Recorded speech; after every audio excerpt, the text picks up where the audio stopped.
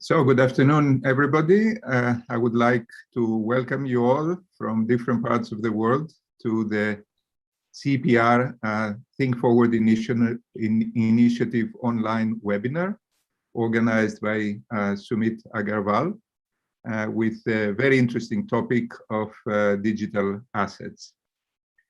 I want to, by way of introduction, talk very briefly about the collaboration with the Think Forward initiative. The CEPR network, of course, is very much interested in and conducts active research on understanding household financial behavior and interpreting, the sources of major changes in this behavior. And it has an important interest in designing policy interventions as well, and in assessing this type of policy interventions.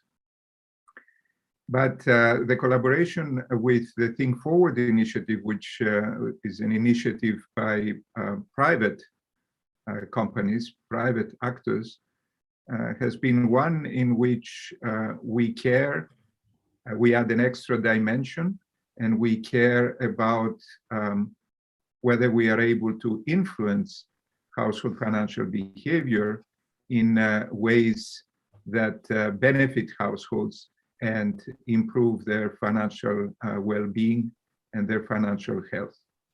And in this context, the network, in collaboration with the Think Forward initiative, has been running a number of research projects, academic projects, and has also been screening academic projects that have this extra touch, not only understand and study household financial behavior, but also have the possibility to be applied to empowering households and to improving financial behavior for their benefit. So I don't want to take up more of the time myself. We have here Stefan van Volteren from the Think Forward initiative and from ING, and he can take over and say a few more words about the initiative before we hand it over to Sumit, who will introduce the topic and the panel. Thank you very much, Michael. And I see I've scrolled quickly through the images and who's participating. So a few familiar faces, also a few new ones. Let me first share my screen. I hope I can manage that because I normally work with Teams. Let me just quickly see if I can get the right one. I think I have it. Can you see it correctly? Yes, it's great. Great. And I assume the sound is also fine, right? Yes. Yeah. So thank you for having me. As one of the sponsors for this webinar, I'm happy to give you a small update on where the initiative stands and go into a few milestones that we've reached. So first of all, the vision or the aim of the initiative has been to empower 100 million people to make better financial decisions. What does empowerment mean? Well, you can have all kinds of discussions around that. But in terms of reach, we've breached the 100 million number. So that's in itself a nice milestone. So we've done that through research mainly, but also via the innovation activities and getting that in front of the channels and getting that in front of media. So that is one important milestone. The other aspect, because the Think Forward initiative has been always about doing research, but also applying that practically. And one of the activities that we've had over the years is to have every year a sort of a scaling program. So what we've done is, and basically one of the partners being Deloitte has been leading that effort, is to identify startups or scale-ups, if you want, that have a purpose in line with this initiative. So basically, helping for people to make those better decisions. Dime is one of those, basically helping people to create a saving habit, to spend a bit less on maybe items that they don't need, create awareness around it. So what the initiative has done is develop a prototype for a new feature for Dime customers to achieve that improvement in their saving habit, and to boost also their user retention.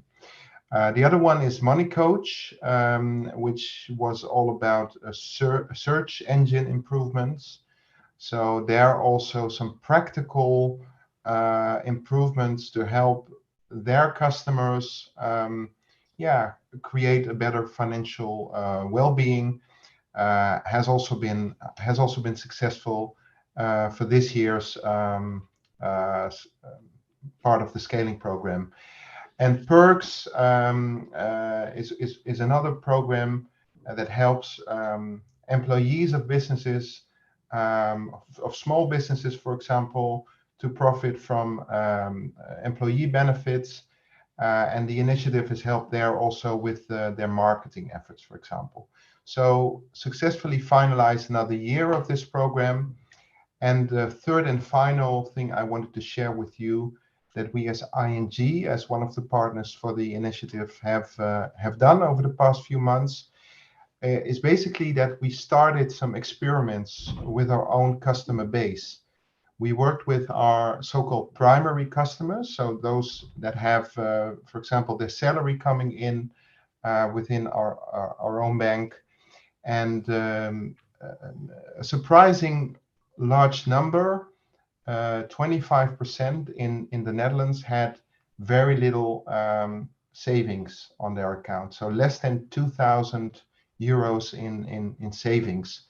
So that's if you take into account that we are then for them, they're one of their most important banks, then you can imagine those are people that don't really have a lot of money to spend.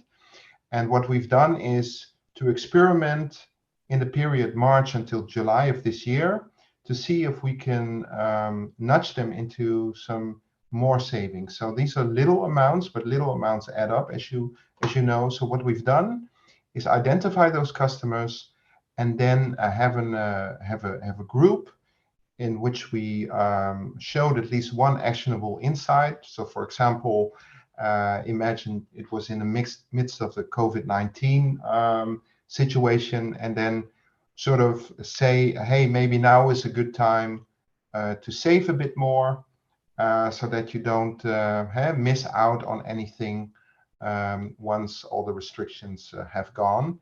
And then you need to spend also more maybe for transportation or whatever is needed in that situation. And then based on behavioral science insights, we looked at that, how effective that was. And basically what happened is that if we look at the experimental group and then the control group, on average, the experimental group saved 76 euros more compared to the control group. And also what is good to mention is that 26 out of the 28 insights were successful in terms of transferring money into a saving account, more than compared to the control group.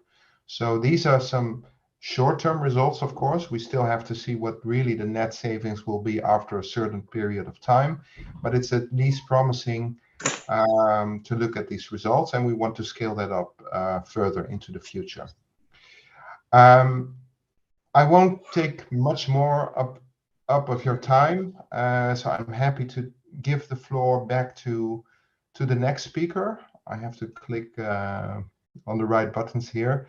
So happy to share this update with you, and giving back the floor to the next speaker. Thank you. Thank you, Stefan. Thank you, Michael. So currently, I teach a class on household finance to my undergrad students and my master's students. And one of the topics I talk to them generally is about investing.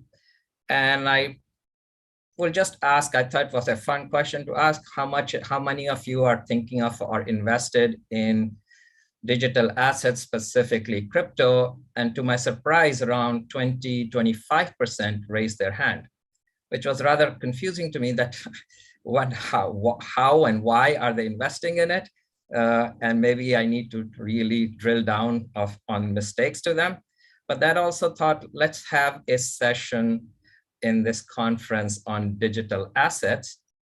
So especially from an Asian perspective on what is happening. I mean, we think of China and India, there is lots of push on unbanked to the banked. That's one way to think about it.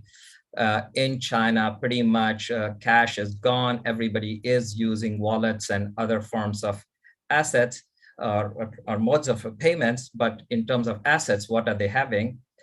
So we wanted to look at, talk to 4 experts. So I'll introduce Melvin Lowe, who is the head of global transaction banking at OCBC Bank and a distinguished fellow at the Institute of Banking and Finance. We'll have David Lee, who's a professor at NUS, adjunct professor at NUS, and also the chairman of the Global FinTech Institute. We'll have Bernie Young, who is the president of the ABFER. And we'll have Pulak Ghosh, who is a professor at IIM Bangalore. And the idea is for them to cover various aspects, either country perspectives on digital assets from India or China, or also look at the Singapore experience. So I think to start out, we'll have Melvin, then David, then Bernie, and then Pulak go and take the floor for around 12 to 15 minutes each. And after that, we'll have a discussion and actually entertain questions from the panel audience as well. So let me start out by giving the floor to Melvin. And thank you. Melvin. Thank you very much, Sumit. And thank you for inviting me to this forum to share my thoughts. I think what Sumit said is struck me, and 20-25% of young people in Singapore have tried or are maybe active in investing in digital assets. I will come from I wouldn't claim to be an expert on it, because I think the evolution of digital assets, and particularly crypto and the technologies of blockchain under it, continue to evolve. But I want to just share with you some perspectives from the banking industry and from banks, particularly on their response to this new asset class, and how we are looking ahead to see where we would play in this particular space, or where that space will play in our space, I would say. So how are banks adopting the concepts of crypto and digital assets? I think there are a few ways that we look at it. I think in the first place, as what was mentioned, cryptocurrencies particularly are an asset class. An asset class, we view them as an asset class that potentially could be used to diversify portfolios for our clients. We do see a lot of demand for that in our private banking, sort of the higher end net worth clients, not so much in the mass consumer as yet, but certainly where a certain class of investor is looking to diversify, we do see demand and interest in these new asset classes. We do see banks are also trying to dabble in the concept of distributing these assets. And if you look at what DBS has announced together with SGX, a digital exchange that would convert fiat money into different kinds of cryptos, is one of many attempts to to see whether we can be in the distribution game for this particular asset class and be able to intermediate the exchange. But probably the most active area that banks is looking at is really looking at the technology underlying the crypto, which is really blockchain or the distributed ledger. And in that respect, there's a lot of activity in banks going on how to use the technology to, if you want to say, up tier or to charge up traditional banking products. So areas like payments and clearing, fundraising and securities custodization, loans and trade finance, and even consumer KYC and fraud prevention are all areas where we try to use the underlying technology to see if we can get efficiency gains out of this and perhaps even create new products and services. We are supported by an amazing number of DLT providers out in the market who are all very eager to support the efforts by banks to try to digitalize and optimize their very archaic infrastructure to with the latest technologies that crypto uses. But perhaps the most daunting thing when it comes to banks is really the impact of crypto as an alternate source of infrastructure in the areas that I just mentioned of our traditional products. How would these new currencies disrupt payments and clearing, disrupt capital markets and fundraising, disrupt the ability for disintermediate the loans that banks play very much in linking deposit holders with borrowers.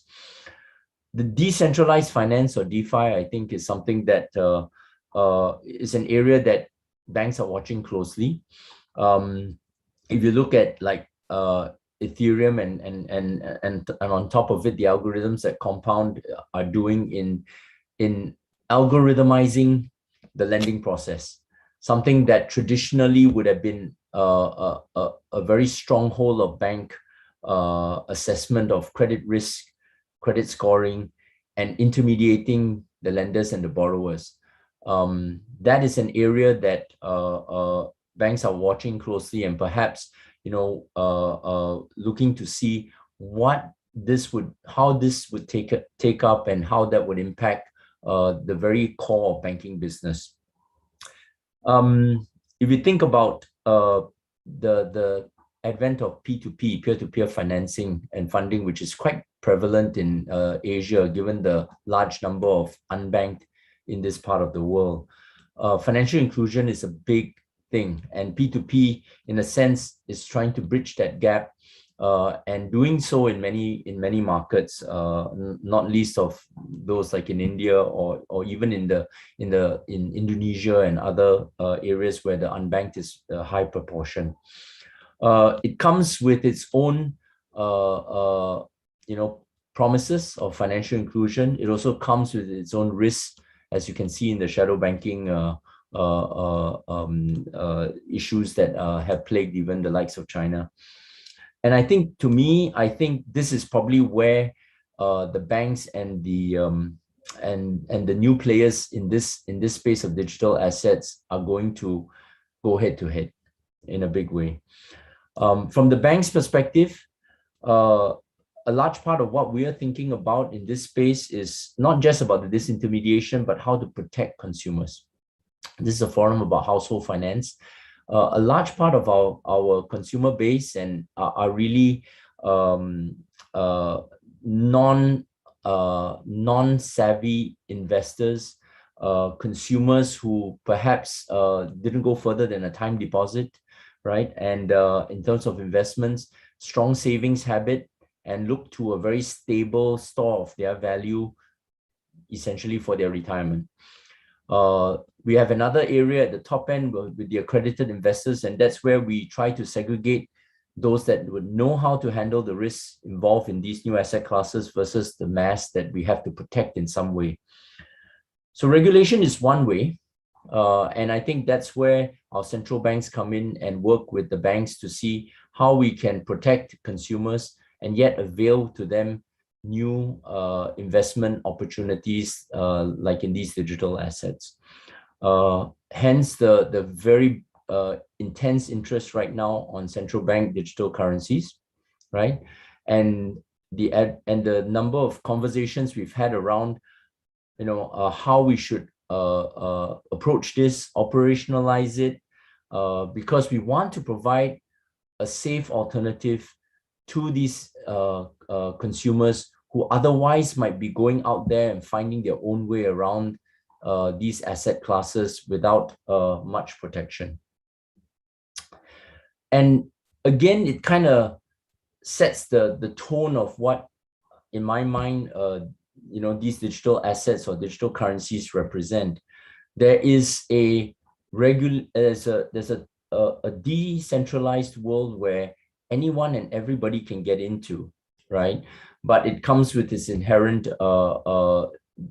risks, and the knowledge of those risks are not often understood by the investors who go in, at least at certain levels of the segment. But on the other hand, there's this world where we're trying to create that protection around the same technology and provide the same value to the consumers who may need that kind of protection. And between the two are the risks that we are trying to obviate, things like sanction screening, fraud prevention, things like AML and KYC that the banks have tended to be the focal point of their consumer protection area. Having said that, it's not an easy task. And as a banker, I will admit that, because there are many considerations to take care of. As a bank, we need to think about this new asset class. Is it just an asset? Can it be a liability on our balance sheet? Is it a medium of exchange, which is what our customers would want to have, just like they would have on their bank account today? And in doing so, we have to think a lot about the fundamentals of asset liability management of this class of assets, right? What about the price risk, the liquidity risk of these currencies? Do we need to consider the operational risks that center around it? Because clearly the decentralized nature makes it a lot tougher to try and control and to manage. And in some ways, I would probably just say that it is in a sense a balancing act that we need to play. And from the bank's perspective, we look to see how we could take our assets on our balance sheet, our liabilities on our balance sheet, and try to tokenize that so that we can get the efficiencies of the technology, but at the same time be able to regulate them in a way that will protect the mass, right? And I think in banks, we will always have both alternatives there for our customers. Those who are the accredited ones that would likely play in this space, and we would distribute the investments to them in a way that they would understand the risk. And there'll be the mass that we will have to handhold through the process in order to bring them into this new world. So Sumit, I'll just stop there for a moment in terms of sharing my thoughts, and thank you very much. Thank you, Melvin. So let's go to David and then Bernie and then Pulak, and then we can open up for discussion. I know there is a comment already by Cliff, but Cliff will come back to this in the discussion section, and then we'll address these comments. That's perfectly all right. Thank you.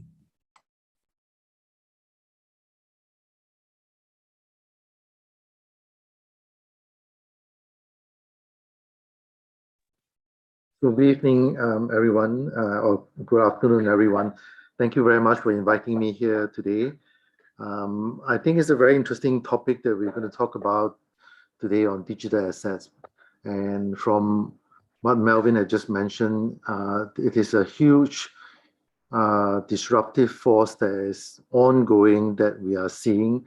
Even the definition of currency and money in the traditional way is changing because currency is usually tangible, money is always intangible, but that kind of definition is becoming a little bit harder for us to comprehend with the virtual coming into the picture. And with that, you could see that there are many areas in terms of valuation, in terms of the way business is being done, in terms of the way contributors are being rewarded, and so on. It becomes different and has huge implication on the asset allocation, because whatever seemed to be safe asset is becoming a little bit more risky, and whatever seen as riskier assets, we are not too sure whether it become much safer in terms of having the upside going into the longer term. It is all having to do with whether we could foresee what the future is about. And I think this is what the next 10 minutes I'm going to talk about. I have about 15 slides, but there are more mainly infographics for your information. I'm just going to touch on them. Now, let me start with the CBDC, which is now seen as a public digital infrastructure and also a public good. I think the rationale of the government from the beginning and the central bank is moving from creating a currency to providing public good, public digital infrastructure. And that thinking is slowly disseminating into the 100 over central banks that are working on it. And the definition of central bank digital currency is still not clearly defined, but go by the BIS definition, it is a digital payment instrument denominated in the country measurement of account, and it is a direct liability of the central bank. However, you will have a much broader definition. It may not necessarily be the direct liability, as we are seeing that when we are dealing with retail CBDC, some of this definition will need to be redefined. And at the bottom, you could see that Asia seemed to be leading the efforts in implementing some of this public digital infrastructure. And of course, all the digital infrastructure that come with CBDC, for example, in the identity from trade, and also in terms of new type of crypto banks that not having an institutions for assets to be deposited at the institution, but rather as a crypto bank that safeguard the private key. So most of the digital assets will then be on a distributed ledger or blockchain, but that is not going to be the case where the assets are now in the bank or in the bank book. So I think that is the kind of new transformation thinking that we have, and most government are working around the world into this, but the whole movement is not about getting rid of the trusted third party. The whole movement is not about getting rid of the intermediaries where the crypto space people are thinking about. It is about the cost of providing services by this trusted third party. How could we use the public digital infrastructure to reduce the costs so that we can service the excluded? And I think if you look further down of how that is being done, we first have to look at how these digital currencies are defined. I come up with a way to look at it. The first type is probably the central bank issue. I think this is initially a lot of discussion is about central bank issue, where it's the liability of the central bank. But as more real use cases are being implemented, we are seeing the Hong Kong dollar model coming into the picture. Of course, a few days ago, the Hong Kong dollar paper, the consultation paper has just been issued. But Hong Kong dollar has always been having a currency board, and since 100, 200 years ago, it's always been backed by another country, fiat currency. It was British pound before, and then it was American dollar. And it is not the central bank that is having a monopoly on issuing money, but private organization like the banks, the Standard Chartered, the HSBC, and the Bank of China. So it is not new that private corporation could issue money. The private money is always in competition with sovereign money, and Hong Kong is a very good example. And I think in the design of the CBDC in China, they have come out with a two-tier model where the central bank issued the currency, but they allowed the second tier to model after what Hong Kong is doing. And they are using Hong Kong as a conduit for experiment for internationalization of the Hong Kong dollars through a lot of projects they've done. But there are other type of digital currencies which are not fiat-based, which are not authorized or issued by the government. They are from the community, and we could see that some of them, the stable coins, the Facebook talked about, the USDT, the USDC by Circle, which are licensed institutions, and then you could see other stable coins which is backed by cryptocurrency, and then you also have other non-fiat based money that we could see. Those are the type of distributed ledger, non-distributed ledger currencies that we are looking at. But there are a few issues here. First, when you talk about digital currency, is generally you can't really separate from payment system, because once it is not physical notes and coins, when you're talking about virtual, then it is actually digital currency / payment as well. So this is a Singapore is actually doing quite a lot of experiment. Project Ubin is one. We have been to 5 phases, but to summarize these 5 phases, the most important is about payments versus payments settlement system. How do we lower the cost of settlement? How do we lower the cost of payments versus delivery of digital assets?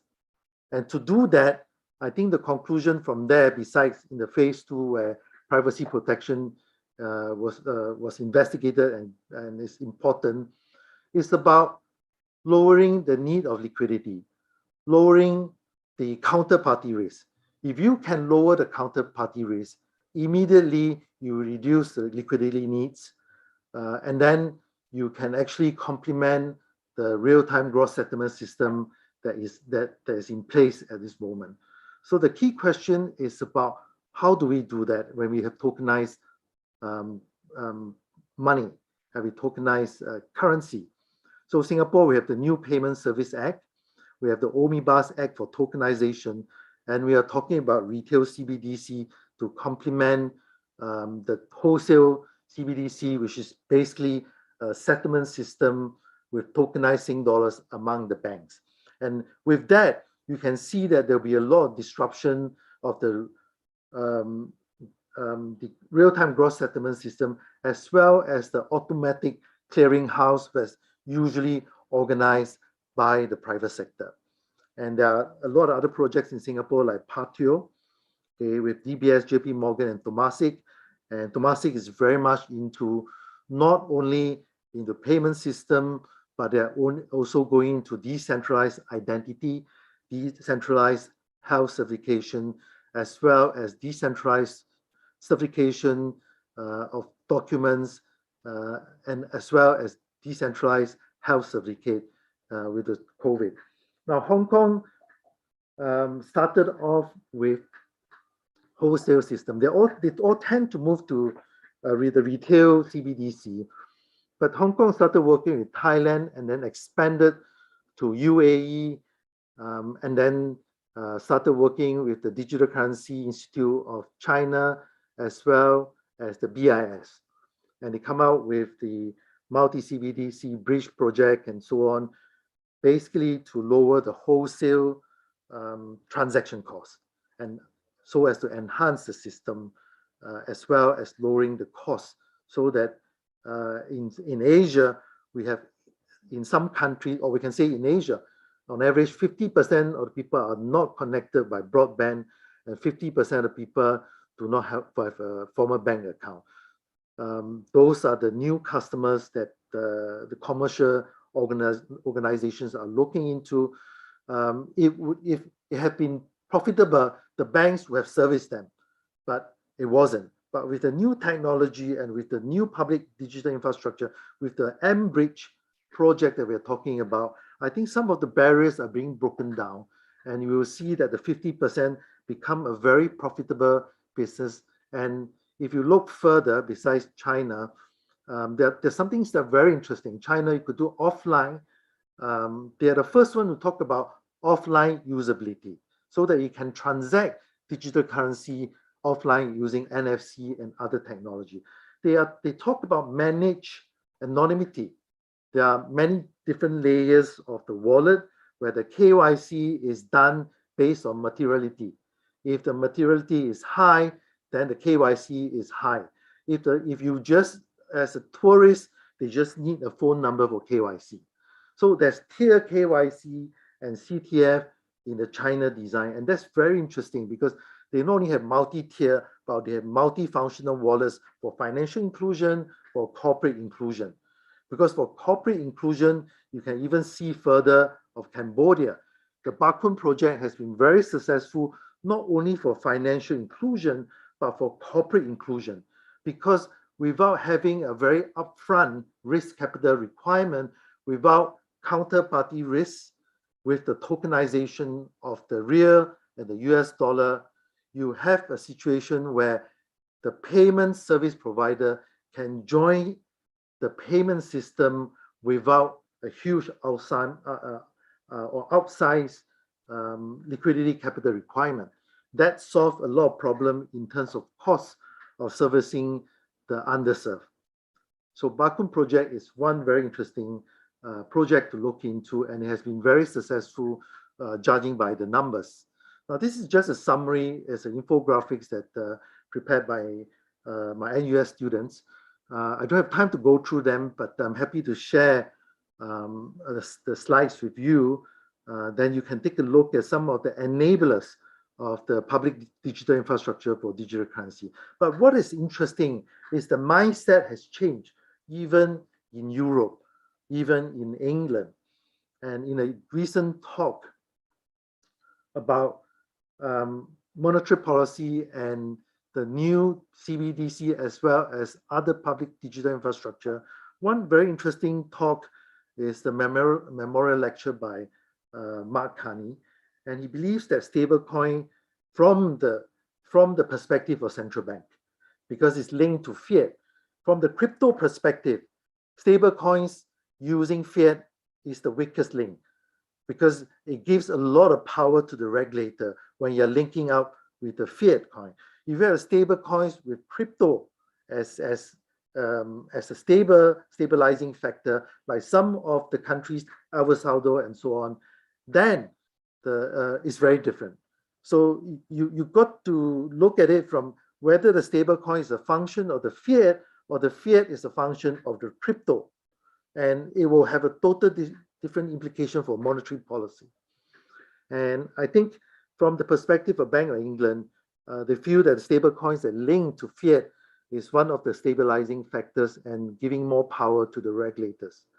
And it's much easier to regulate than if the fiat is a function of crypto, okay, where crypto is a reserve currency rather than other form of reserve that we're talking about. And then the other interesting thing is that I don't think the verdict is out there yet, but some have argued, like Mark has argued, that with CBDC, the funding costs for the traditional banks are going to increase. And that is not going to argue well for the lending market itself, because a lot of lending portfolio is in the traditional institutions. But I think Mark Carney has also mentioned that, you know, we all have to move forward. We can't be holding where we are, and his view on cryptocurrencies, where I think if Bitcoin and Ethereum become much bigger, much more distributed, it is a lot harder to destroy it. I think China misses the chance of destroying Bitcoin. If you have 60% of the mining power in China All you have to do is take over all the mining machines and destroy the trust in the ledger, and you would be able to gain back the control as a fiat currency regulator. Because the whole idea of cryptocurrency is about trust.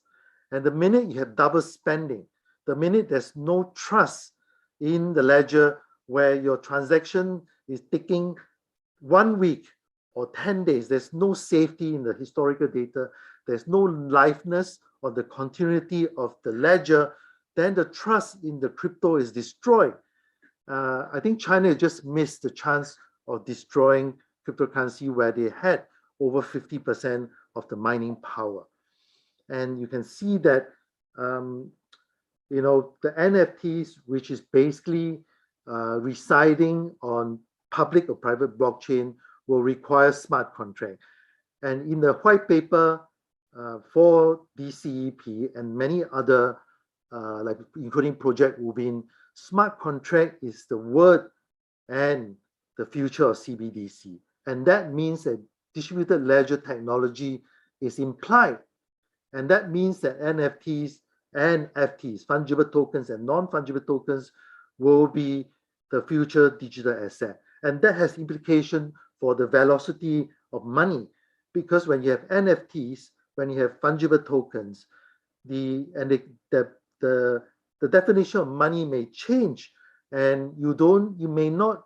We have just unbundled the function of money from you. We can have as a unit of account, as a store value, and also maybe as a deferred payment and a medium exchange. We have just unbundled the function, and NFTs could be doing a digital barter. I can exchange a fraction of my digital cow with a digital goat or sheep or durian in Singapore and so on. So the digital assets in the metaverse is interesting because we now have a parallel universe. If on the optimistic side, we can double, triple, quadruple our economy, because everything can be duplicated in the virtual space. And if it is on the blockchain, on an open blockchain, the piece of land represented by binary code in the distributed ledger is immutable, is forever. It is not a centralized metaverse where a company go bust, your cloud will be closed down. When you have an open blockchain, a public blockchain, the piece of land represented by binary number system on a distributed ledger is forever. And you can see the rush of people buying that binary space on the digital ledger so that they are plugged into the digital assets in the future, and the transaction is by cryptocurrency. And that cryptocurrency definition will have to include retail central bank digital currency. And I believe in future cryptocurrency will include CBDC as one of the subcategory. And you will have fungible and non-fungible tokens. And the DeFi, again, is run by smart contract on the distributed ledger. Will be very interesting for many things. And the whole idea of metaverse is to have a parallel world. It is from quantum computing that we are talking about, the multiverse, right? And the metaverse will have exponential growth because we could have a virtual factory and we could have a physical factory. And you can see that the robots in the physical factory have an NFT attached to it. So we all could own the robots and don't have to work. But the government could give me an NFT of the robots. I just have to get the salary from the working robots in the physical world. In other words, the robots, the virtual identity can be projected into the physical world. And for us, we can project ourselves into the virtual world as an avatar. So the merging of the physical and the virtual world will redefine the digital assets that we have now. Okay, and assets are immutable, assets are duplicated, virtual properties and human can generate income in the metaverse, machine and robots can generate income in the physical world, and the whole idea of government grant may be completely different. Now, when I want to distribute income, I may just distribute an NFT of a robot to you so that everybody have a transformer walking with you, and that you can just, the transformer could be your transportation means, could be carrying your bag, could be working in the factory, and you can just enjoy yourself in Bali or enjoy yourself somewhere else. Well, if we look at the market cap of cryptocurrency, it's already 2.3 trillion. Last year, it was 230 billion. In 1 year, it has increased tenfold. And if you look at DeFi, it has increased even tremendously. It's now 136 billion, and a lot of tokens are being locked up there. If you look at NFTs, non-fungible tokens, that is growing even faster, because anything in the physical world can be tokenized. And if there's a convergence of technology with IoT, convergence technology with NVIDIA, Universe, IBM, and so on, you can see that everybody is working in NFT, especially the software company and the manufacturing companies, because they believe NFTs could help them. They could have factories where different engineers is working in the metaverse with their goggles and their suit in the virtual world, located in different areas. You could see more doctors operating in the virtual world with machine in the physical world, in the patients. You could see that NFTs is this new kind of digital assets that people may want to hold on to. But the key question is that, is NFT a risky asset, or if it is not? If NFT is not a risky asset, the over-owned equities, the over-owned bonds, the over-owned physical real estate could be a riskier asset than NFTs or cryptocurrencies that we're talking about. Because the whole world is going through industrial revolution, that mass production is not what we want now.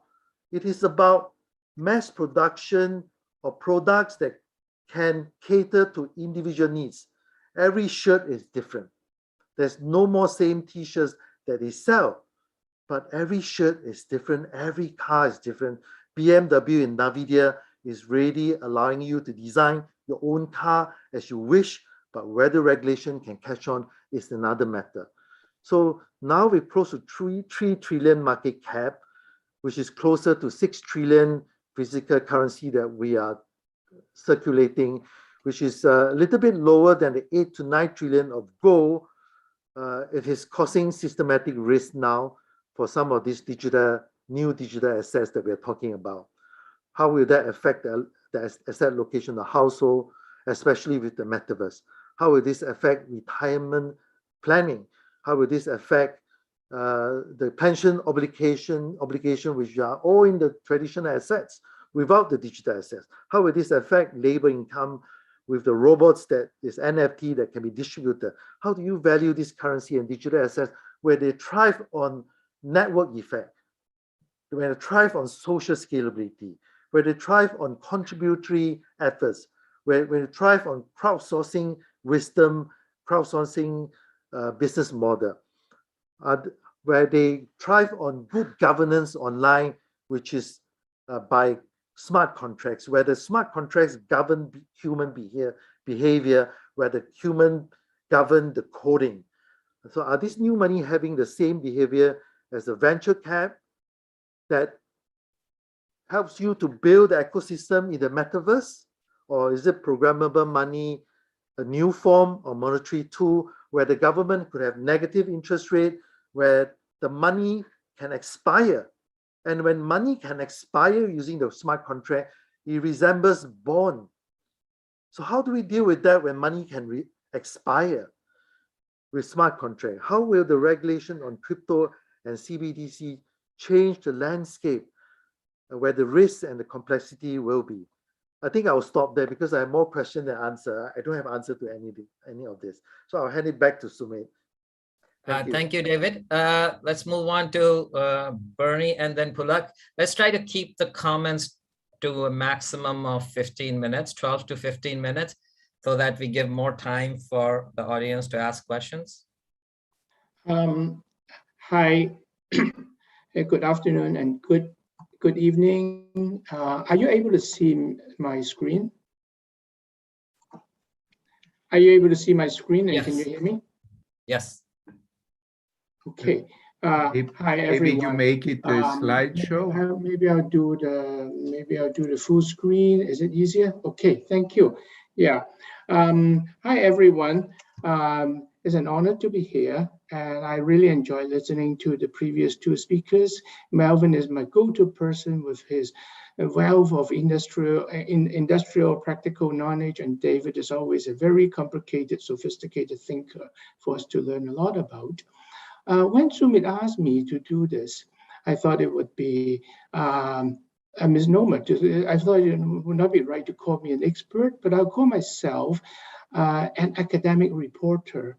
And he asked me just to report something very simple: the CBDC and the ECNY, or the ERMB, or the DCEP. So this is what I will do. I'm going to follow this agenda. I'll talk about our journey, the ABFEL's journey, starting in November 2018, working with MAS together to develop a conference on the basic questions: can digital currency be money?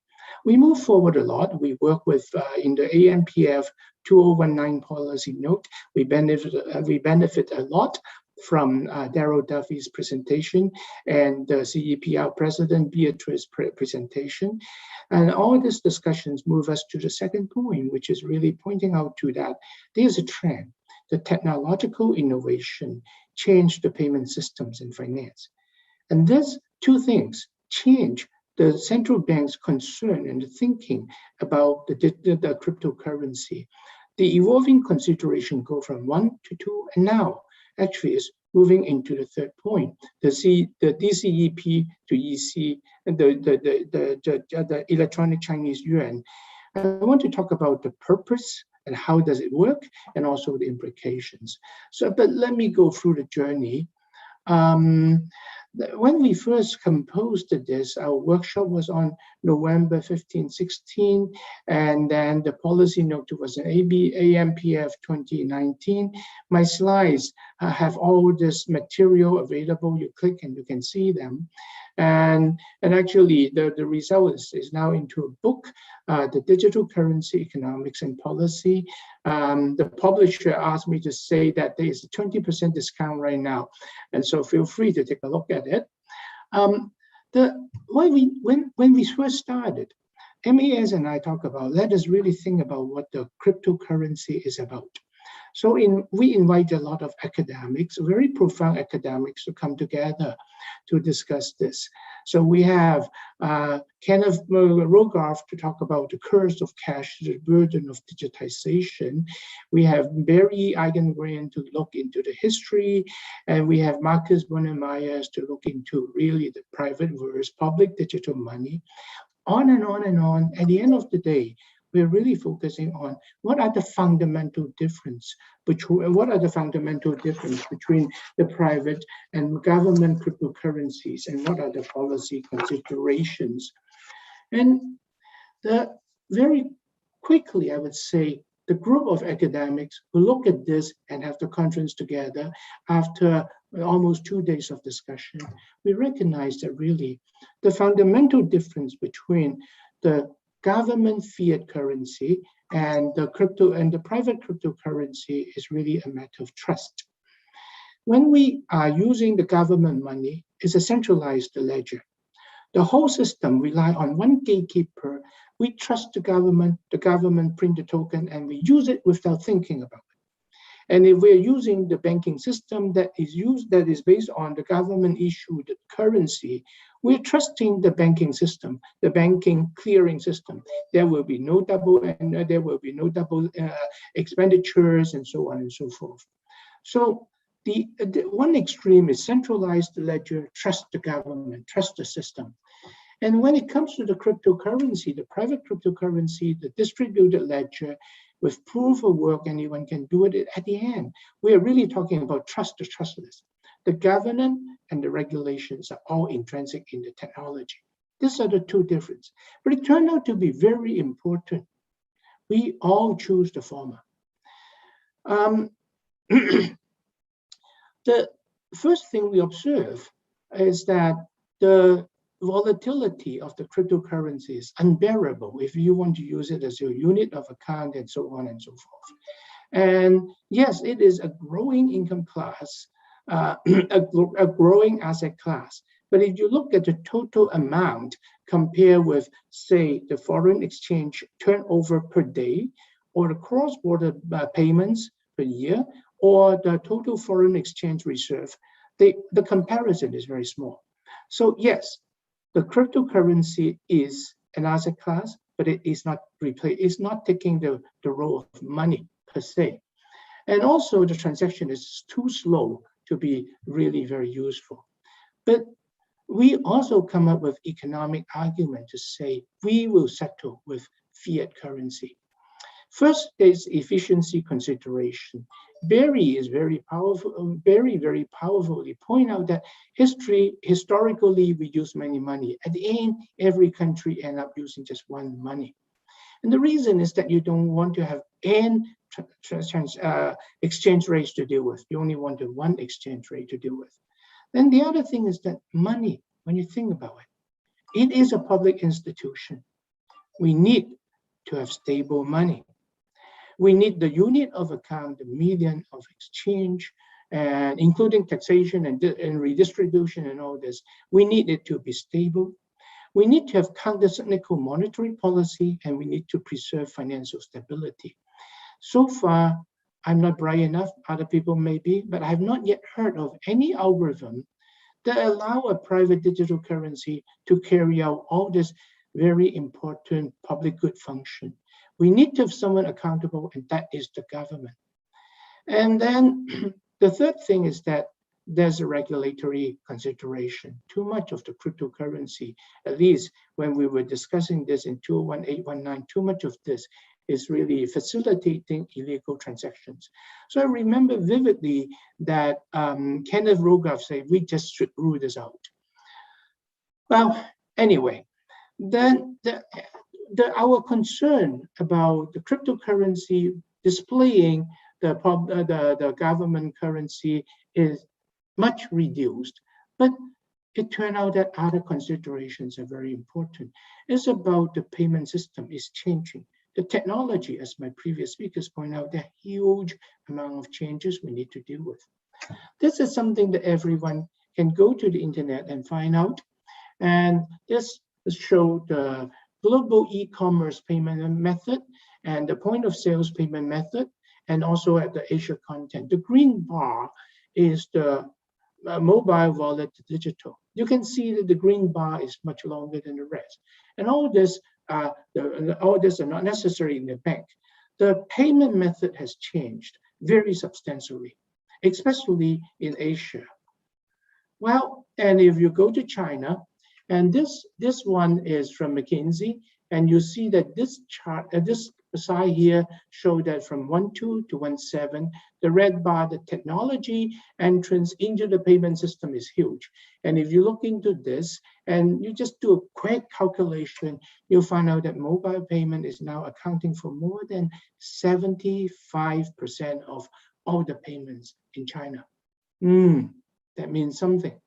And forget, don't just think about China, think about Apple, Facebook, and all this. Amazon, they're all gaining territory and data. If I were a central banker, and if I were a banker, I would be a bit worried. I used to work with banks. The banking system is my bread and butter when it comes to financial stability and also monetary stability. But this chart shows, and everyone knows, that the best performing financial service product is payments. But this benefit does not go to the bank, the traditional dominant players. It goes to all the other players. So if you were the government, when you see something like this, you say, you have to scratch your head. I don't know whether Melvin and the ABS scratch their head when they see things like that coming. And now, there's something. All these payment methods are for good purpose. They really raise efficiency. And I assume it has 2 papers, and I was lucky enough to be working with him on these papers. There's a huge amount of efficiency gain in this advanced payment method. In a nutshell, the payments method enhanced the effective demand and supply. And so there will be a lot more new entrants and it stimulates innovation on the market. And then the consumers expand their consumption footprint. And the bankers also change their method. They are willing to yield some of the high earnings from the credit, from the per card, but they expand the credit card coverage and raise the limit and then lower the interest charge and so on and so forth. Now this shows a lot of efficiency gain, and it shows a lot of things that were forthcoming. So what is this decentralized finance? I put down a question mark. I feel that I am, as I said earlier, I'm an academic reporter. There are a lot of things here that I really think that there are unanswered research questions. I hope to hear from the audience, what we should really drill down into to learn more. Singapore has showcased a very interesting experience, and I know that Melvin Low is a part of this. The ABS, the association, the Bankers Association in Singapore, and MAS, and all the banks, they unify the QR. They push forward the fast, and they push the pay now. The very interesting thing about this is the interoperability and flexibility. So at the end, the government smart enough to work together with the bank and the non-bank to help them all together to serve the users. So that is important for us to register in mind, to think forward. So if you're a central banker, what are you going to think about? The payment method, the innovation is yet to be fully tapped. How we can design a system with central bank digital currency that has interoperability across bank and non-banks and payments to allow more innovations to stimulate the market. That's part one. Part two, all central bankers will think of 2 things: financial stability and monetary stability. Imagine a world. You have the digital currency, and then the central bank digital currency, the payment method, and all the mobile wallets. All this disrupt the lender's funding model. And second, the coexistence of private wallet, bank deposit, and the government wallet, all this, they all have different credit multiplier. And the coexistence of them, and also with all the competition among them, lead to a very challenging way to think through financial stability. And Sharu in ABF Yao in this year's keynote speech, and it's in our website, he gave a very beautiful speech, comprehensively putting together all this to point out the challenges. On top of this, do not forget, with all the digitization, there will be fast runs between banks and affected and financial intermediaries. And all this will affect the financial intermediation. The whole model will change. So the bankers, the bankers and the non-bankers will do this, and the central bankers will say, with this not yet fathomed the future changes, how I can have safety. But for this, in the same way you think about monetary stability, you have the wallet, you have the CBDC, you have the private banks, all this, you have the banks, all these arrangements together. The relationship between money, and by the way, what is money and output? This relationship has changed, and changed very fast. So what does it mean by monetary stability? These are things that I don't have an answer, and I think many of you may have answer, but we may have different answers. But clearly, the central bank will think about how I can deal with all this unfathomed the future changes. And if you live in Asia, you have one more concern. We all heard about like currency substitution. What if there's a very strong foreign government digital currency coming around? You may totally lose your sovereignty in payments or the currency you want to use. you add financial stability, monetary stability, and sovereignty in using currency together. You say, look, how I can have this system, this concerns, and this sovereignty all together. This is the Chinese CBDC, this DCP system. By the way, the whole world is stimulated by Libra. This is cut and paste from things that you can find from the internet. And I red circle January 2019 Libra. Before then, a lot of talk. Right after this, there's a lot of real action.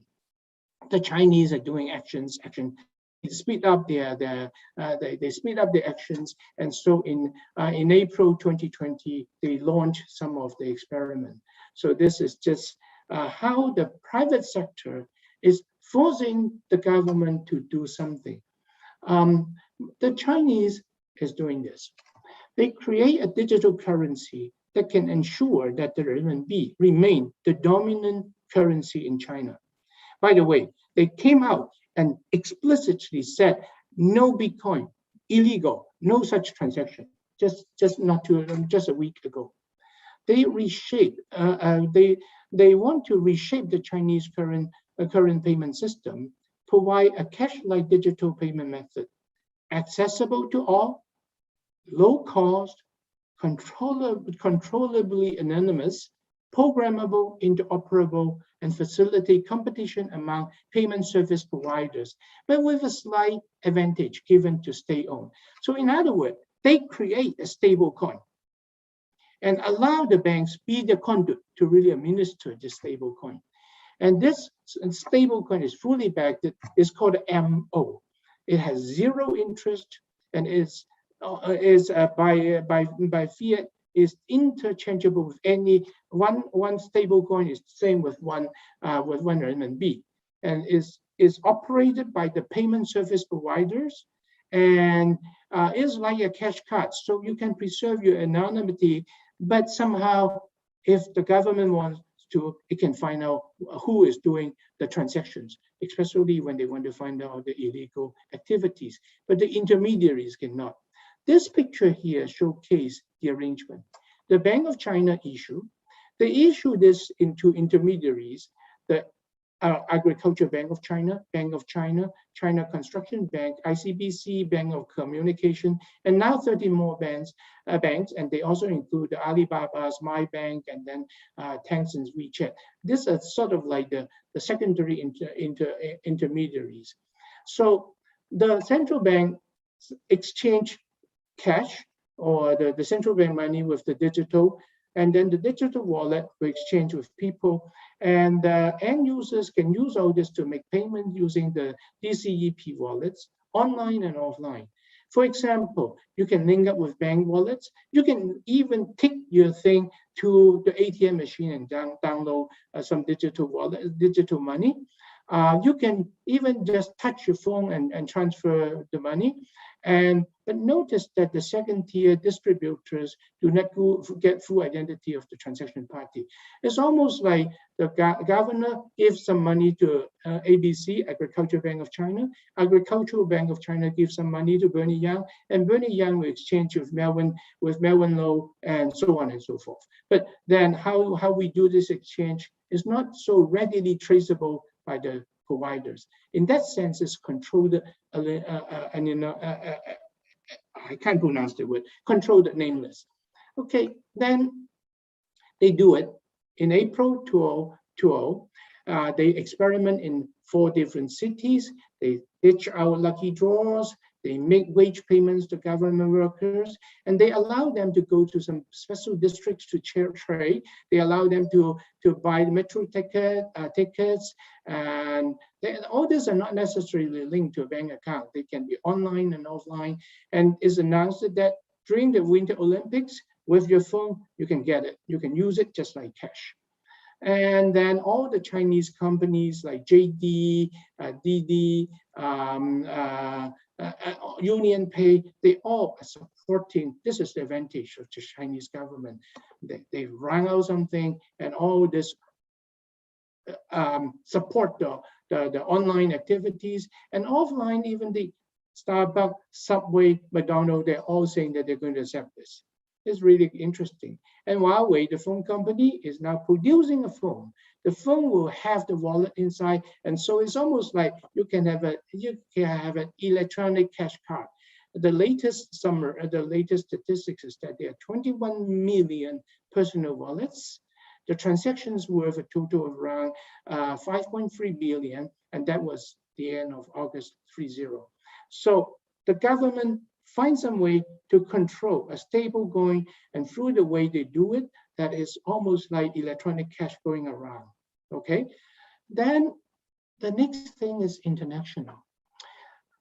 I once upon a time worked for the Chase Manhattan Bank. Now it's not JP Morgan, not Chase Manhattan, JP Morgan Chase. I work on the remittance department, and I find it to be really crazy. There's correspondent bank, this, that. It takes 2 days, 3 days, 4 days. It's just crazily cumbersome and slow and costly and very expensive for the users. So is there some way, why would the technology not change this? So we start to ask the question, will the CBDC lead to changes in international payments? Beware, change in international payments does not mean that there will be change in the foreign exchange reserve. Don't mix these two things together. They may not be the same. So the Chinese are working very hard. The Chinese residents, so think of the following. I carry a Chinese RMB wallet, and Sumit carry somehow something in Singapore. If the Singapore Central Bank allows Sumit to buy some Chinese RMB wallet, then Bernie Yang and Sumit Agarwal can exchange in Singapore. Just like I carry American cash, he carry American cash, we can go into a bar in Singapore and we pay each other American cash to pay for the drink. It's just like that. Okay, so the trick here is to allow the central bank swaps. And this is essentially this the PBOC, Hong Kong MA, and now you add to that the Central Bank of the United Arab Emirates and the Bank of Thailand. They're working together. David just talked earlier about the released report. They are already onto phase 3, which is really marching towards central bank wallet swaps. If that is the case, then it will make changes in the international payment system. But is it going to change the status of the US dollar's reserve currency? I don't think so. There will be a lot more that we have to ask about what would take a currency to be a reserve currency. By the way, one caveat is that all these wallets and so on, don't think that you can move trillions or even millions around. In Singapore, for example, I call up Melvin and say, what's the limit? And he told me, I feel really disappointed. He said, well, only 10,000 Singapore dollar per transaction per day. Not a lot you can do. So the whole thing is that the central banks are really doing something interesting. They are developing their own currency as the backup of their own stable coin and design a system so that we can use the efficiency. You can utilize the technology to produce efficient arrangement. There will be a lot of benefit. At the same time, using that, they find more comfortable, they find it more comforting, they are more confident that they will have control on stability, monetary stability and financial stability, because everything is married to the M0. Thank you. Thank you, Bernie. So Pulak, we have learned a lot about what is happening in Singapore, Thailand, China. Pulak, maybe you can tell us a little bit about India, or maybe lack of things that are happening in India on this front.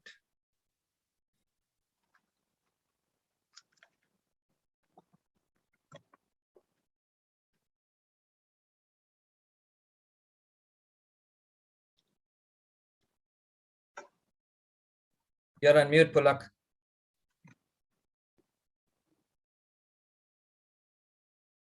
Yeah, can you hear me? Can you hear me? Yes. Yes. Yeah, thanks, Sumit. Thank you for having me here. It's always not so good to be the last one, as most of the topics are covered, but we're supposed to talk. But let me try.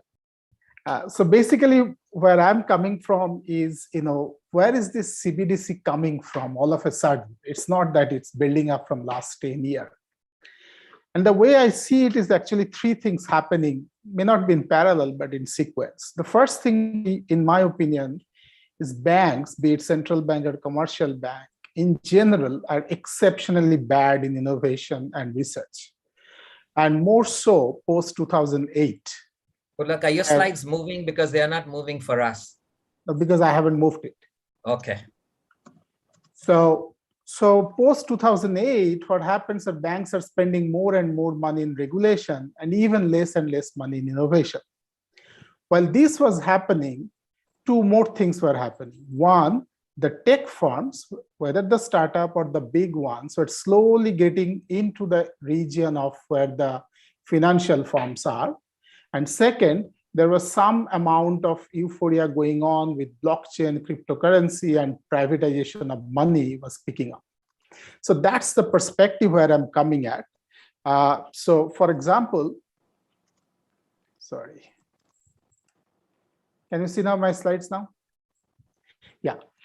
So the first reason why all of a sudden central banks are gearing up towards this, in my opinion, is that crypto is non-ignorable now compared to, let's say, 2012 or 2013 or 14. It's becoming an important asset class, may not be an exceptionally huge asset class. It's still a speculative asset class, though, if you compare with, with gold and Bitcoin. And so that's the first reason. Now, how big the asset class is, you can see that it's not very big, as Barney was saying. But what is interesting is the acceleration. If you just look at December 17, and this is a Bloomberg report came out in 2021, and February 21, the Bitcoin moved 284% as an asset class. Size is still not very formidable, right? And it's increasing and increasing. It's almost about 12 trillion in total annual trading. The other things are happening in addition to being, trading, is that more and more endorsement. So like Dell already announced last year that they will take crypto or Bitcoin if you want to buy laptops or desktop. Starbucks announced 4 or 5 weeks back that they will take Bitcoin.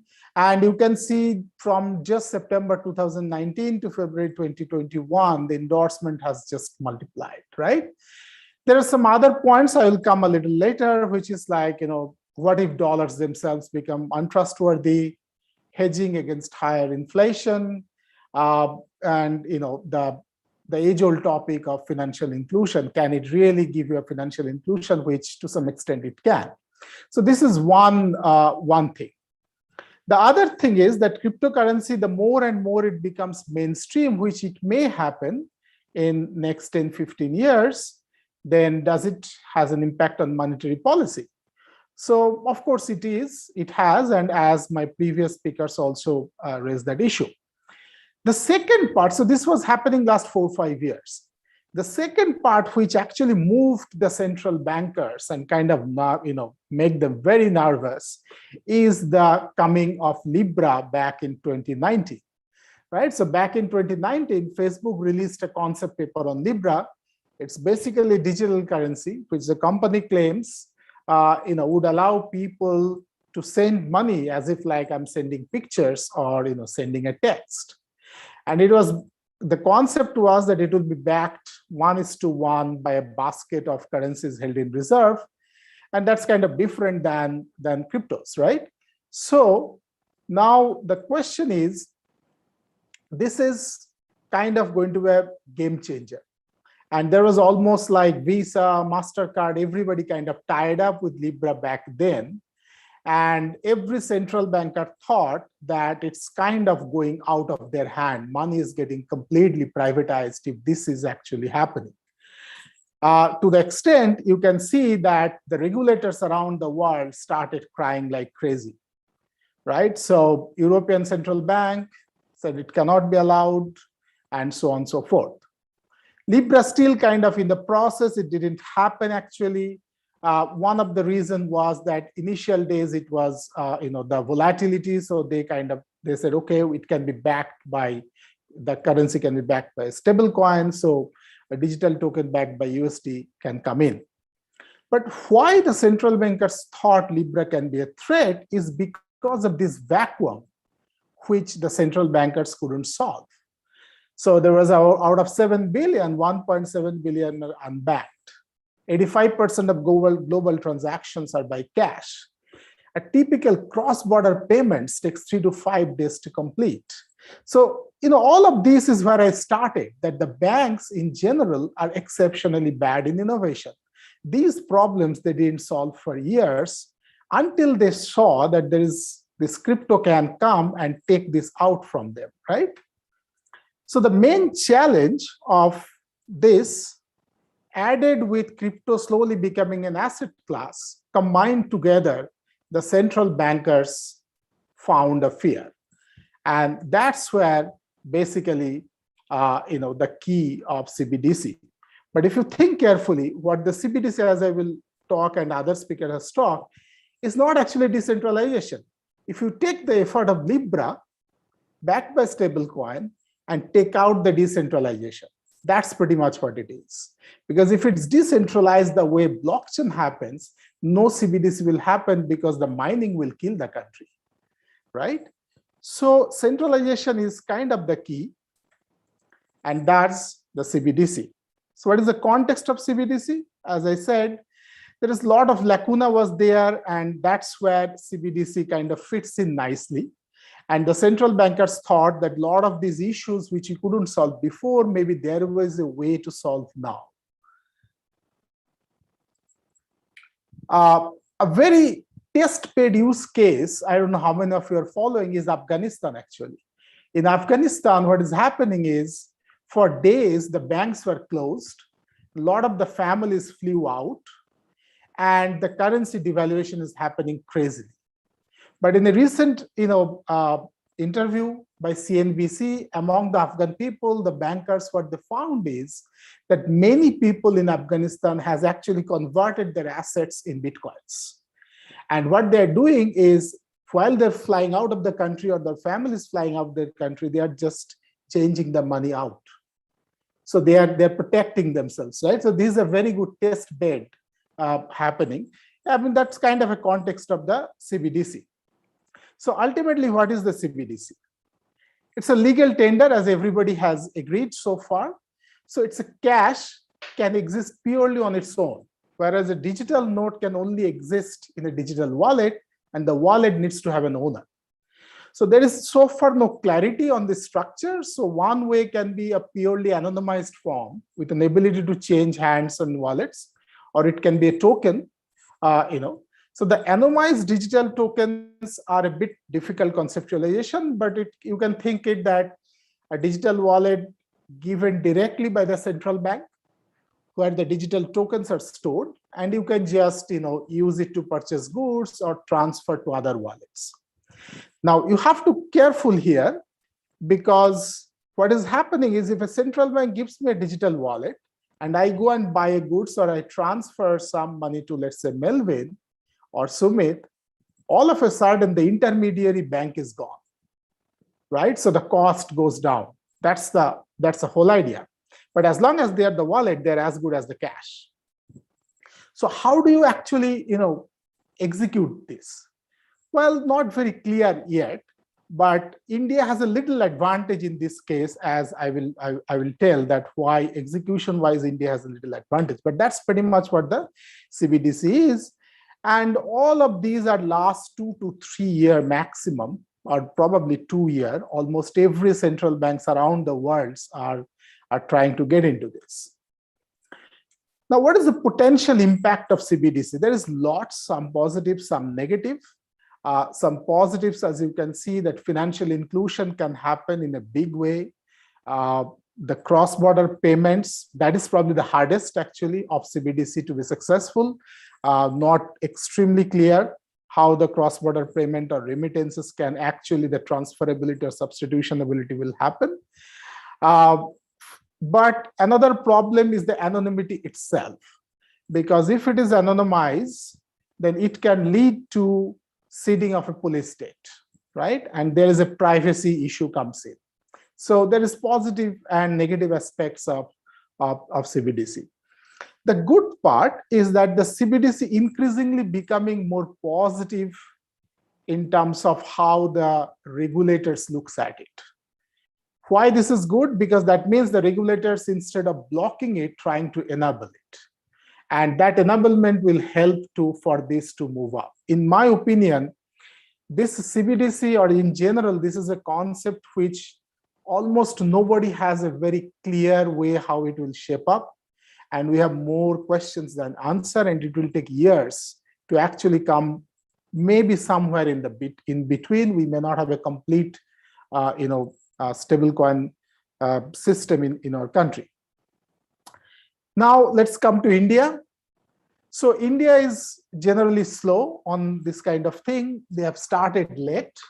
So they have announced that by the end of 2021, which may go up to middle of next year, they will come up with a model for central bank digital currency.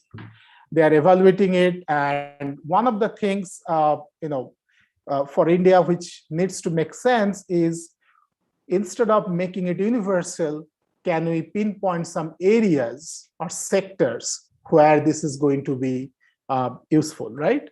So far, there are 4 major areas RBI has, kind of found out. One is the programmable payment. So basically what happens is you can have a pre-programmed token, which you can give out for social benefits or something else. So for example, direct benefit transfers happen for LPG gas cylinders or for some other kind of benefit. Because it's pre-programmed, you can only use for that particular thing, and within a certain time period, and including the KYC and all the other documents, the slippage will be almost zero. The second is the cross-border remittances. India is the second largest country in terms of getting remittances, so this is a big area of use. Third and fourth, the retail payments and MSME loan. Here, what RBI is looking for is, if they go to the route of digital mode or digital currency, then the amount of time it takes to give the loan can be instantaneous, and that will enable it much more. But not a lot has been done in the Indian context, but there are 2 basic ingredients India already has, which RBI is hoping can accelerate the process. Remember, in the initial phases, I was saying that the anonymization, how we can do. So when, let's say, the central bank gives a digital wallet, what they can do, they can connect it to the unique ID. And India already has this unique ID built in called Aadhaar, right? Which has been here for like almost last 7-8 years, which is a biometric identified unique ID for every citizen of India. So infrastructure-wise, that's a big advantage India has, which most of the other country doesn't have. And the second is, we have a very good DBT system, direct benefit transfer systems, to its citizen. So the programmable asset or programmable tokens can be very useful here. So these are the advantageous part. The disadvantageous part for India is that the whole idea of digital currency is slow. And in a democratic setup, it takes a lot of time, consensus to move it forward. So in conclusion, what I see is that it's an alarming fact that most of the countries are far behind than China in this, although no country has it yet officially, but China is well ahead. A large number of central banks, as everybody has said, are kind of researching. Bahamas is the only country to have officially launched its CBDC called the Sand Dollar. Democratic nations, as I claimed, may take more time coming up with CBDC because it's a lot of phases they have to follow. And several central banks, such as Fed Reserve and others, are looking at the feasibility as we speak. Here are some of my suggestions, maybe for the policymakers, that one possibility is that before the entire world agrees on a common digital currency standard, some small regional groupings can start. For example, maybe the first one would be grouping like ASEAN, where the digital Chinese one, because the trading between ASEAN with China is a lot more, maybe the choice of currency for cross-border settlement and so on and so forth. So in the end, as I said, there's immense opportunities, but those opportunities still now are more theoretical. The practical capability of it still needs to be tested. And the central banks, I believe, at least for next 5 to 7 years, is going to experiment this at least 5 to 7 years before it becomes a mainstream thing. But even if it becomes mainstream, I doubt it will replace the fiat currency. I'll stop here. Thank you, Pulak. So what I take away for people in this group on household finance, looking at what Bernie was presenting and what Pulak was presenting, especially in the context of India and China, there's a lot of stuff that is happening using digital assets, digital currencies that will be implemented over the next few years. That opens up a huge space of research for household finance researchers looking at payments, lending, and other aspects and how that relates with this new form of payment. Also, one question I had, this may be more relevant for Melvin before I go into the chat questions, that I was hearing that securitization is happening in digital assets. Now that brings me back to the 2006-07 crisis. And if this is true, are we going to be reenacting that where we don't know how these things are securitized? What are the underlying assets, the quality of the assets of these digital currencies? Melvin, any thoughts? That's a very interesting question, Sumit. I think you raise a couple of good points, right? At the end of the day, securitization is a tokenization of something else, right? In its simplest and basic form. And I mean, if I reflect on your question, the concept of digital assets, or at least in the sense of cryptocurrencies, would mean that you want to be able to know what the underlying asset is and have a clear idea of the risk profiles before you securitize it and assign a different kind of risk profile. And I think that's what happened. That's what didn't happen in the 2000s. But I do feel that the programmability of the digital assets probably would give a different spin to our ability to manage the risk of the assets. I think what isn't really spoken a lot on the digital assets is how you would use that the programmability of it to actually bring out the risk profiles of these instruments. And it's something that's fairly recent thoughts for me, but I'll be very interested to hear if anybody had something along the lines of what they were thinking about what you could do with smart contracts and programmability of these digital assets. Thank you, Melvin. Let me just go over some of the questions. So I think this question was specifically for Melvin. The algorithmization of lending, any OCBC perspective on defaults coming out of the process as compared to traditional lending models? I mean, I think we're still in early days, and two things I would probably mention on this particular question is a good one. Scoring models on credit are changing rapidly in the banking industry because we are learning in a way on how to use the data that we have to add value to the nature of the credit we're trying to assess. Banks are rapidly looking at using data analysis, AI, to do that. In the same vein, I think the fintechs out there already are taking a leap on this and are already doing that. So I actually think this area will converge. I don't think it'll be a very stretch of the imagination to say that the risk could be probably more accurately determined if you add more data points to the credit score that are beyond the traditional credit scoring models. So in that sense, I think if that's the case, then it should be, in fact, maybe even better. Yeah. On the other hand, we have to be careful about whether whether we read the right things from these new credit scoring models, and the robustness of the credit scoring model, I think, can only be proven through cycles. And so many of these new credit models are so new that they haven't really been through a major credit cycle. And I wouldn't even consider the COVID situation now as a really major credit cycle because the governments are shoring up so much of it. Yeah. But if we do see a cycle, an economic cycle where the credit models are fully tested, then and only then will we know whether these will hold up. I'll tell you the reason I asked the question.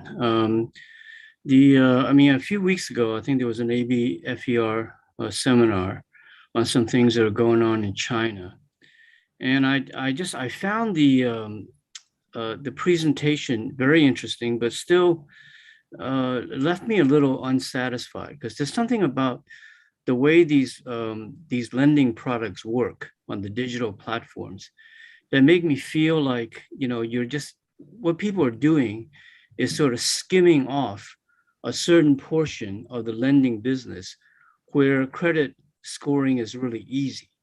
And therefore you get, a very low default rate, from this slice of the business. And, that kind of, I was kind of confirmed by that, because not long after, I had a meal with a guy who is on the inside of Ant, and we were talking about this. And, I got exactly the same feeling about what they were doing. So, again, you may not have the answers now, but I'm just kind of curious how scalable this algorithmic way to do lending do you think it is? Say 1 year's time, 5 years time, because that's a question for me. Cliff, let me try to take a stab at it. I think traditional banks have been doing this for democratized products like credit cards or even small business lending. They have really made it pretty much automated, and they're pretty hands-off. I mean, I looked at this many years ago in the US. And they know this is high default product, but they also price it accordingly. So the expected losses are pretty much covered. The unexpected losses, this is where I go to Melvin's point of you have to run them through the business cycle and credit cycle, and then you will know what if these models really work. Let me take on one more question, which was essentially, I guess. I completely take your point on board, but I think, some of the people who are very enthusiastic proponents for these digital assets are putting out numbers that are very low, like maybe 1.5%, 2% kind of default rates, and sort of extending that on a much bigger scale in the future. And I'm just, you may be right. I'm just wondering, what kind of lending is being done through this platform, and is it realistic to expect those kinds of default rates? Thanks. Sumit, may I? Yes, Bernie. Okay. First, regarding the paper, the data was collateral. I think in our discussion of the paper, we make it very clear that we are really not talking about a identical market. Like Cliff said, it was skim off. So there are a lot of things. The question is really, are the players consciously aware of what they're doing, the clientele they're dealing with, and the risk they're dealing with? I think that is part one. Part two, there's always an advantage if you use the additional information capability carefully. I think that's the one thing that we can take from the data from collateral. Most of these loans are collateral free, so that's the catch. And in my opinion, at least in India, I don't see that this fintech lending at least shows 1 or 2% default. I mean, on an average, their default is double digit, and that's why their product interest rate is so high and differential and collateral free. So there is completely different landscape actually. to me, in the traditional banking way, when we grant credit, in the past we don't look just at the data. We also look at personalities and all this. All this are codified information. In the past we cannot do it. Now we can do it, and therefore it's an advantage.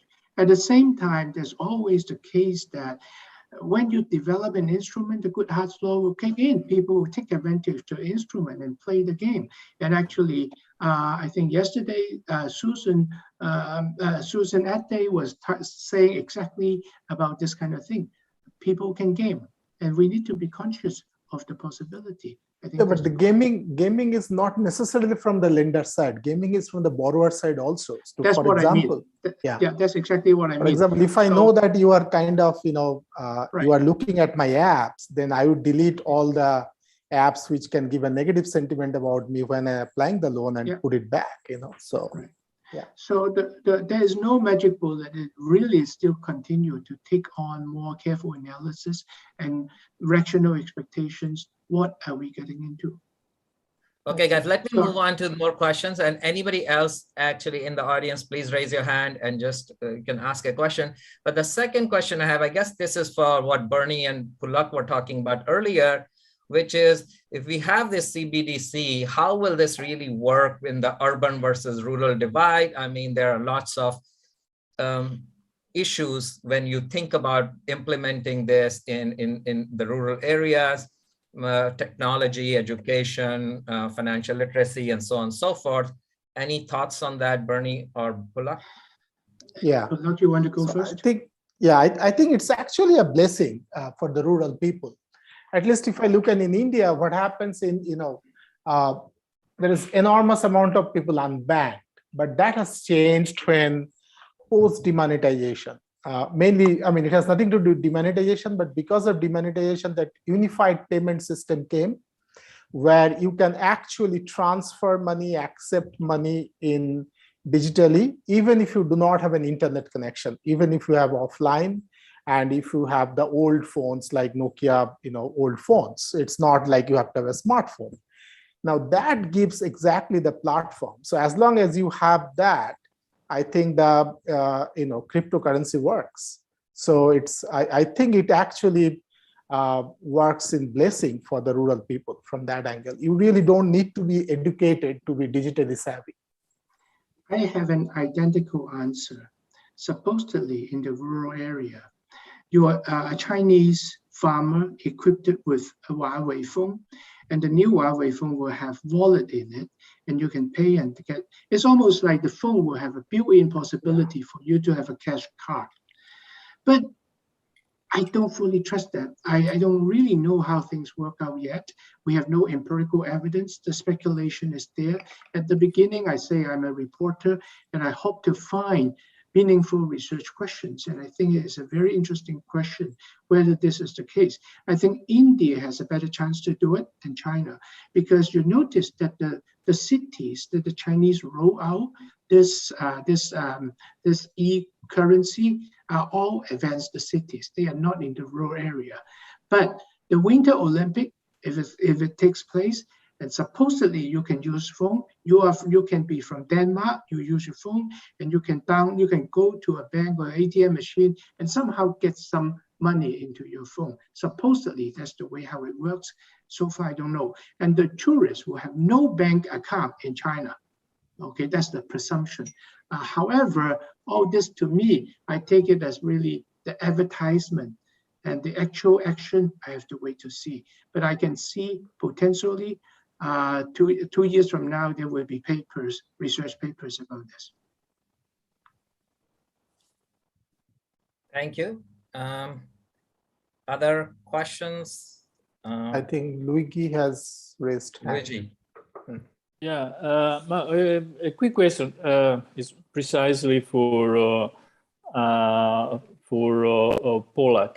In the concluding slide, you are saying that it is worrying that China is ahead of the other countries in the adoption of the central bank digital currency. But why is this so? I mean, perhaps I missed something in your talk, but why being first in the adoption of a digital currency by a central bank gives a kind of perhaps a strategic advantage? Is it because they acquire more technological knowledge on that particular field? Is that because you know, the country saves on time of some sort, and that is going to boost the TFP of the country? I couldn't get the reason for why being first is better in this case. You know, I understand for you know, cell phones or ICT adoption, but right. So you're right. I mean, so I was putting that in the sense that they actually sensed the need of these, and the world is probably going to move in this direction faster, while probably US, you know, Fed governors were mostly against it up until 2 or 2.5 years back. So that's the advantage I was talking. The other advantage for China in this case is compared to US, I would say it's because it's not a democratic country.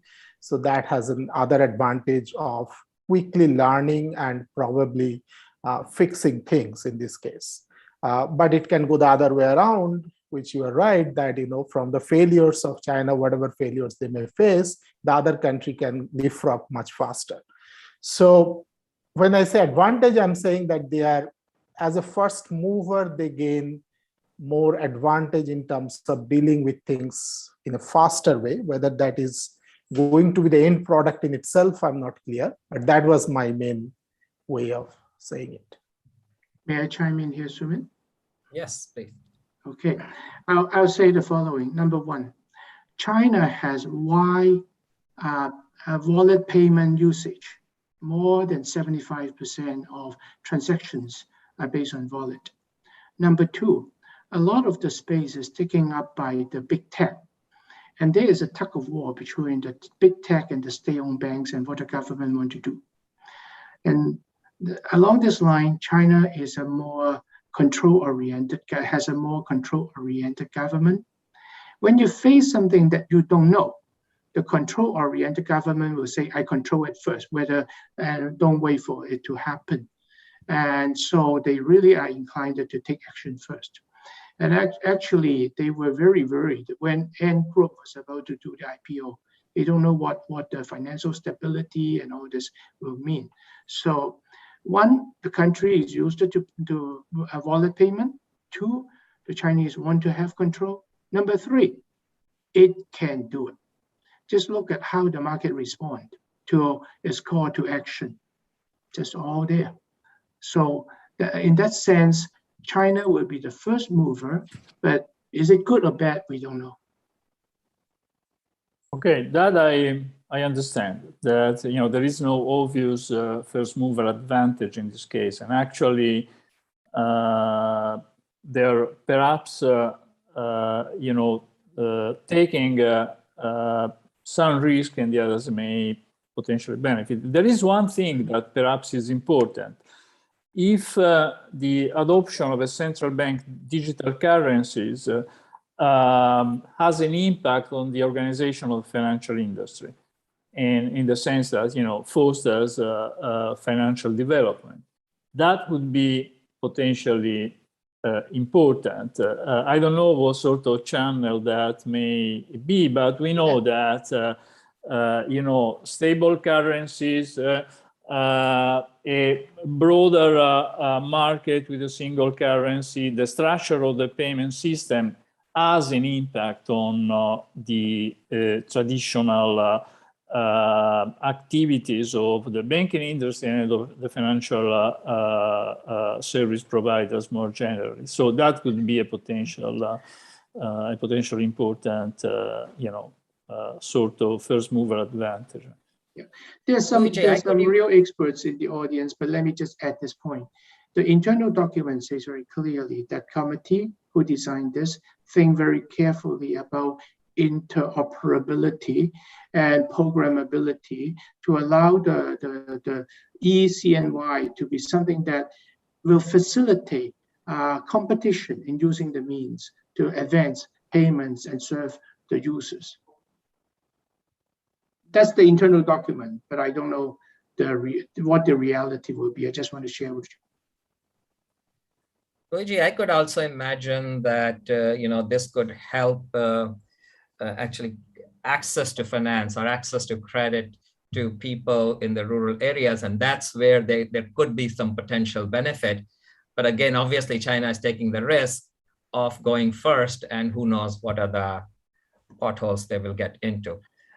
Melvin or David, do you have any views on this issue of Luigi's comment on is it necessarily a good thing for, or Melvin, I mean, you are looking from a bank's perspective in Singapore. Is it a good thing for countries or banks to kind of jump into it first? I mean, I think in all of these things, we probably have to understand what the landscape is. I don't know whether, I mean, we always are trying to see how we can help out and move forward in digital in a fast way. But we always are held back by the fact that there are other considerations to take into account. I don't have a strong view, but I think we continue to balance off, as I mentioned, the advantages of such new technologies, and as well as the impact it may have in the areas of protection, right? Consumer protection in areas of cyber, etc. Yeah, so maybe that's something to consider. Maybe I'll just say a few things. I think this question has to link with what Cliff was asking as well. I think of Govinda as well. I think China is a very different country from the rest. To ask whether the bank should run into it all depends, because regulation is one issue, risk capital requirements is another. China is a very special place in the sense that first, the physical public infrastructure is very good. The broadband covers almost the entire country. This is something that the whole world cannot match. Secondly, China has two monopolies on payments. So to Cliff's question about algorithm, whether the bank should jump in and so on, is that you need to have the full life history of someone, his cash flow, his friends who are in debts, his friends who have committed suicide, all the information which is privacy protection. And China, they tend to accept that a lot more. In banks in Singapore or elsewhere, data privacy issues is a major hindrance. So in terms of lending and so on, the other thing that other countries may be able to take advantage is segmentation, time segmentation. Because China lending with all this information, they lend smaller amount in smaller time period, and because they have real-time information. So if you lend smaller amount with smaller time period, then your default rates are likely to be lower because you can immediately hold on to the client. So I think China's situation is very different from many other countries. And in terms of serving the underserved, CBDC may not be the best thing at this moment for Asia. Right? Outside China, 50% don't have broadband.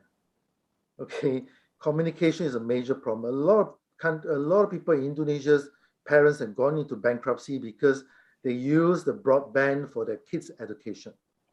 And Indonesia is speeding up on the efforts of building public infrastructure for communication. If you don't solve the identity issues like India, and if you don't solve the issues of communication like China, I think CBDC cannot use very much for financial inclusion. Maybe you can start with like Cambodia to do corporate inclusion, because you lower I think Cliff has a question about payments versus payment. Singapore don't have any study on the efficiency, but you watch Cambodia, the payments versus payment has increased tremendously because that they don't go through the real-time gross settlement where there's a liquidity pool. When you have a liquidity pool, there's cost involved, right? Because there's counterparty risk. But once you are tokenized, P2P economic efficiency actually increased because your cost reduced. And corporate inclusion should be part of the financial inclusion program.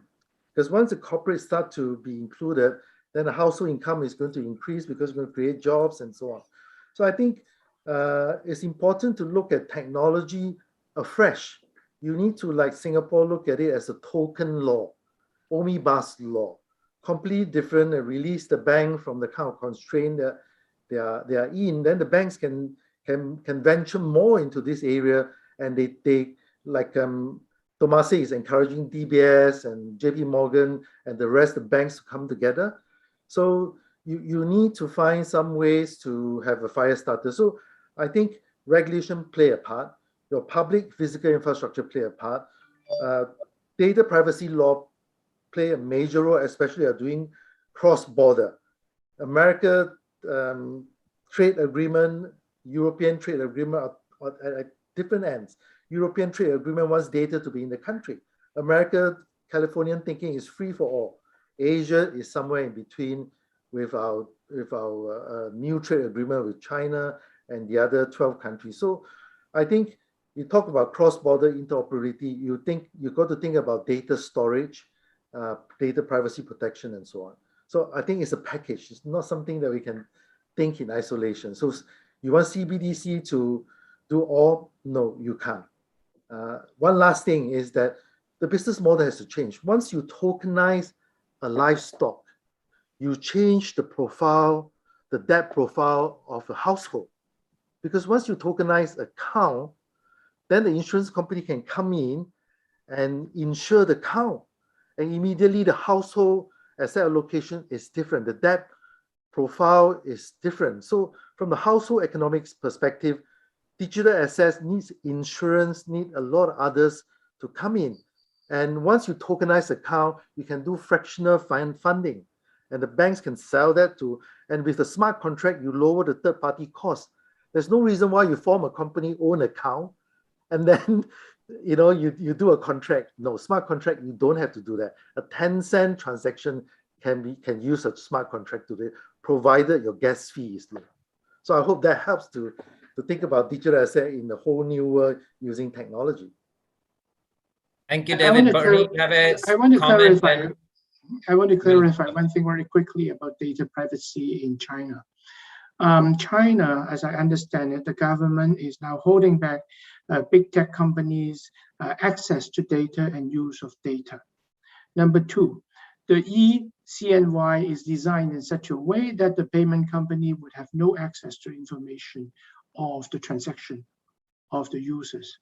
So the data access and usage in China is an evolving scene. We have to wait and see how things go in the future. Thank you, Bernie. Thank you, David, Pulak, and Melvin, for a great discussion and presentation. I hope everybody benefited from the perspective of a banker, of an academic, and also talking about various countries and what has happened on the private digital currency, the central bank digital currency, the progress we have made, the pitfalls we are seeing, and the opportunities to me for household finance researchers this opens up is enormous. Thank you, everybody, for joining the session. I will give back this to Michael. Thank you very much. I want to thank Sumit for organizing this, but also all the speakers for a very lively discussion and very thought-provoking points that I'm sure we'll be thinking about for quite some time going to the future. Thank you all very much. Now, Sumit came up with the program for the conference, and he forgot to put breaks in. And that's typical of Sumit, but I think we owe to all the participants a 5-minute break before we switch over to the academic presentation part. So let's all get back here at 5 minutes past for that part. Okay, see you soon. Thank you.